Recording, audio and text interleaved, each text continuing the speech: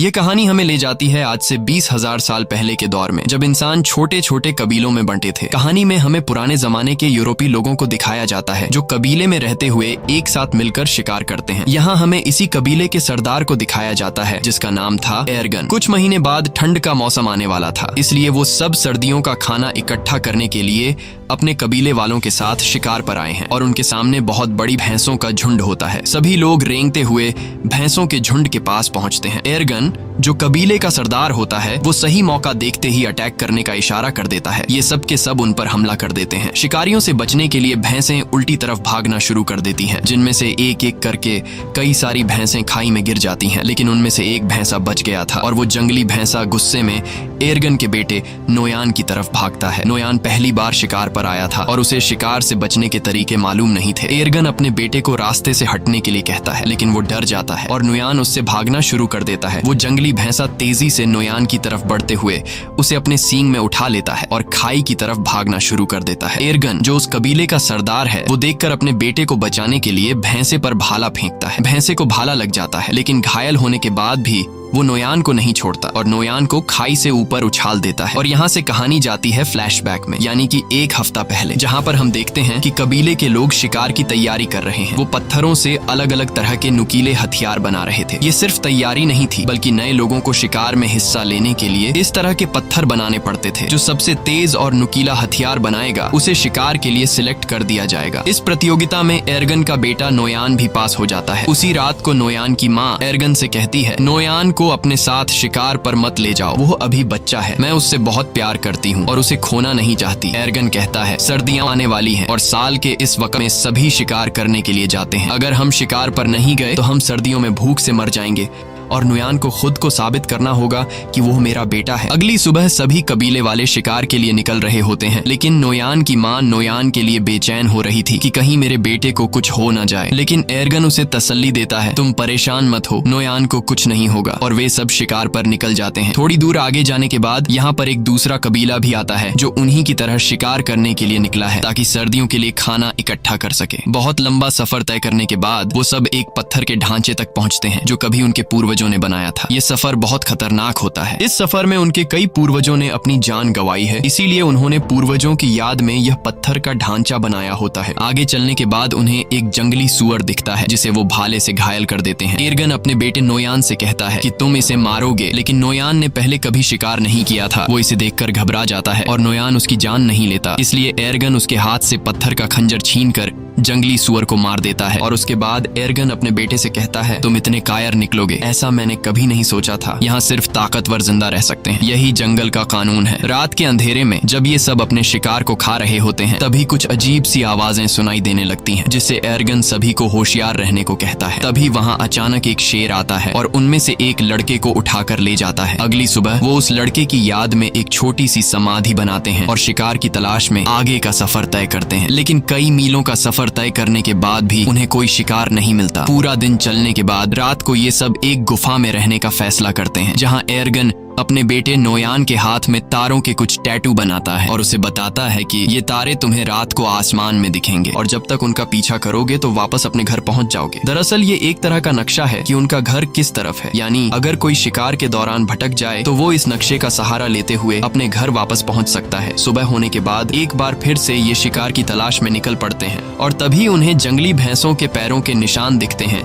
जिसे देखकर सब खुश हो जाते हैं। अब ये जंगली भैंसों का शिकार करना शुरू करते हैं और यहाँ वो सीन आता है जब एक जंगली भैंसे ने नोयान को पहाड़ी से उछाल दिया था। कहानी वापस प्रेजेंट में आती है, जहाँ दिखाया जाता है कि जब नोयान को चट्टान से उछाला गया तो वो नीचे जा गिरा, लेकिन वो चट्टानों के बीच एक पत्थर को पकड़कर लटक जाता है। एर्गन जल्दी से वहाँ पहुँच जाता है और अपने बेटे से कहता है, हिम्मत मत हारना, मैं तुम्हें बचा लूंगा। लेकिन तभी वो पत्थर टूट जाता है जिसे पकड़कर नोयान लटका हुआ होता है। नोयान चट्टानों से टकराता हुआ नीचे गिरता है और चट्टानों के बीच में बने बने हुए एक छोटे से रास्ते में जा गिरता है। एर्गन अपने बेटे को बचाने के लिए जाना चाहता है, लेकिन उसके कबीले वाले लोग उसे रोक लेते हैं। वो कहते हैं, अब यहाँ से नीचे जाने का कोई रास्ता नहीं है। तुम्हारा बेटा अब इस दुनिया में नहीं रहा। हम तुम्हें खोना नहीं चाहते। तुम हमारे कबीले के सरदार हो। तुम्हारी जिम्मेदारी है कि तुम हम सब की हिफाजत करो और हमें वापस घर ले चलो। लेकिन एर्गन किसी की भी बात को मानने को तैयार नहीं था। वो पूरी रात उसी चट्टान के किनारे बैठकर अपने बेटे को आवाजें देता रहता है, लेकिन आखिरकार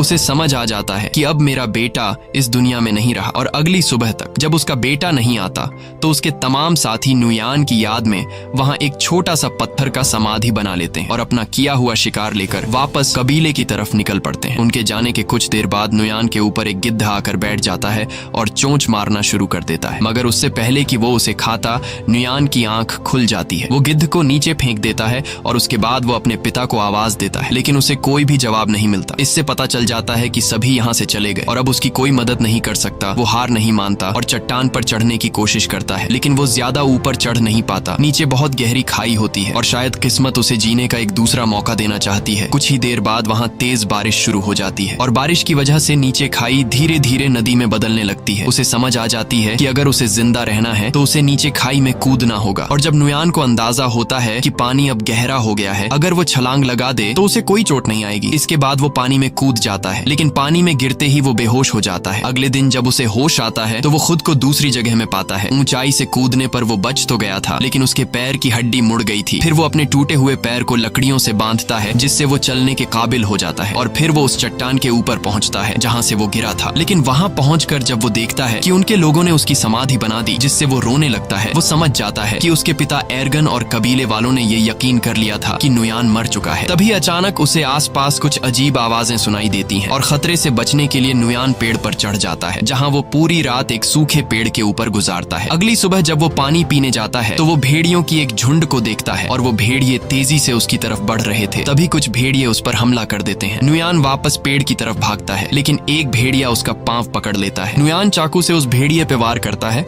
जिससे वो भेड़िया जख्मी होकर नीचे गिर जाता है और नुयान जल्दी से पेड़ पर चढ़ जाता है। सारी रात भेड़िए नीचे उसका इंतजार करते हैं, लेकिन जब सुबह होती है तो सब भेड़िए जा चुके होते हैं। सिर्फ वही जख्मी भेड़िया वहां पर मौजूद होता है जिसे कल उसने चाकू से मारा था। नुयान सबसे पहले अपने चाकू से अपने लिए एक भाला बनाता है और भेड़िए को मारने जाता है, लेकिन जख्मी भेड़िए को मारते वक्त उसे रहम आ जाता है और वो उसे मारने का इरादा बदल देता है। इसके बाद वो पहले उसके मुंह को पट्टी से बांध लेता है और फिर उसे उठाकर उस गुफा में ले जाता है जहां वो अपने कबीले के साथ एक रात ठहरा था। अगली सुबह उठकर वह जड़ी बूटी ढूंढने निकल पड़ता है और फिर उन जड़ी बूटियों को पीस कर अपने पैर पर लगाता है। इसी बीच जब वह पानी पी रहा होता है तो वह देखता है कि भेड़िया अपने मुंह पर बंधी रस्सी को खोल चुका है। ये देखकर पहले तो वह घबरा जाता है, लेकिन फिर नुयान आराम से उसे पानी देने जाता है। भेड़िया उसे अपने पास आता देखकर डर जाता है, लेकिन नुयान कहता है, मैं तुम्हें कुछ नहीं कहूंगा, मैं तुम्हारी जान बचाना चाहता हूँ। जिसके बाद भेड़िया पानी पी लेता है। अब भेड़िए को भी समझ आ जाता है कि मुझे इससे कोई खतरा नहीं है। नुयान ने जो जड़ी बूटी अपने पैर के लिए तैयार की थी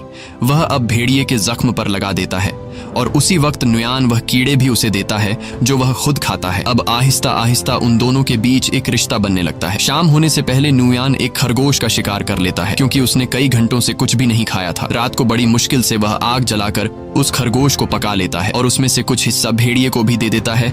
ये दोनों बुरी तरह से घायल होते हैं, इसीलिए कुछ दिनों तक उसी गुफा में रहते हैं। एक रात नुयान अपने हाथ के टैटूज को देखता है जो उसके पिता एर्गन ने बनाए थे और उन सितारों को आसमान में देखता है। वह कहता है, मुझे घर जाना होगा अपने माँ बाप से मिलने। और नुयान भेड़िए से कहता है कि तुम्हें भी अपने झुंड की तरफ लौटना चाहिए। अगली सुबह वह सफर के लिए तैयार हो जाता है। वह भेड़िए से कहता है, तुम भी अपने घर चले जाओ उससे पहले कि बर्फ पड़ने लगे। और वह वहाँ से निकल पड़ता है, लेकिन वह देखता है कि भेड़िया, जिसका नाम उसने अल्फा रखा है, वह उसके पीछे पीछे चलता आ रहा है। काफी दूर जाने के बाद भी वह भेड़िया उसका पीछा करता है। नुयान कई बार अल्फा को भगाने की कोशिश करता है, लेकिन वह पीछा नहीं छोड़ता। असल में भेड़िए को नुयान के साथ लगाव हो चुका था, क्योंकि नुयान ने उसकी जान बचाई। उसी वक्त अल्फा एक सुअर देखता है। वह उसका शिकार करने की कोशिश करता है, लेकिन कामयाब नहीं होता। नुयान समझ जाता है कि भेड़िया भूखा है। उसे वह खाना दे देता है जो खुद के लिए जमा किया था। ये पहली बार था कि अल्फा ने नुयान के हाथों से खाना खाया। अब ये दोनों दोस्त बन चुके हैं। उसके बाद अल्फा एक खरगोश का शिकार करता है जो ये दोनों मिलकर खाते हैं और रात रात को एक साथ सो जाते हैं। अगली सुबह अल्फा नुयान का मुंह चाट कर उसे जगाता है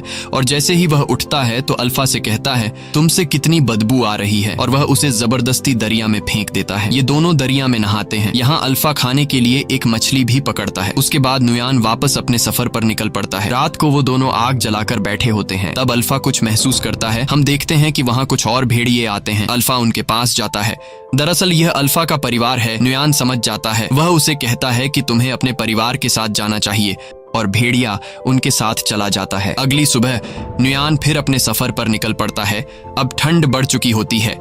चारों तरफ बर्फ बरस रही होती है और नुयान उसी बर्फ में आगे बढ़ता है। तभी दूर से वह देखता है कि कुछ भेड़िए एक मरे हुए शिकार को खा रहे हैं, जिसमें अल्फा भी शामिल होता है। अल्फा को उसके साथी शिकार नहीं खाने देते हैं। नुयान उसे पहचान लेता है और दौड़कर अल्फा के पास जाने लगता है। तभी दौड़ते वक्त अचानक बर्फ टूट जाती है और नुयान उसमें गिर जाता है। दरअसल यह एक जमी हुई झील होती है। अल्फा को जब पता चलता है तो वह उसकी तरफ दौड़कर भागता है। वह उस बर्फ को कूदकर तोड़ने की कोशिश करता है, लेकिन बर्फ की परत काफी मोटी होती है, इसलिए वह इतनी आसानी से नहीं टूट पाती। पानी के अंदर नुयान की सांसें फूलने लगी थीं। फिर वो जैसे तैसे करके अपना चाकू निकालकर बर्फ की परत को तोड़ लेता है और पानी से ऊपर निकल आता है। और अब एक बार फिर से ये दोनों मिल चुके हैं। नुयान ठंड से बचने के लिए जल्दी से आग जला देता है और अपने कपड़े उतार कर शरीर को गर्म करता है। फिर अगली सुबह अल्फा को साथ लिए नुयान अपना सफर जारी रखता है। थोड़ा सा आगे चलकर उसे एक आदमी दिखाई देता है, जिसे देखकर वह बहुत खुश होता है। लेकिन जब करीब जाकर देखता है तो पता चलता है कि यह आदमी ठंड से जमकर मर चुका होता है। ये देखकर उसे बहुत दुख होता है। उसके बाद नुयान उस आदमी के टेंट के अंदर चला जाता है, लेकिन वहाँ उसे कुछ भी जरूरत का नहीं मिलता। जिसके बाद नुयान उस आदमी का तीर कमान ले लेता है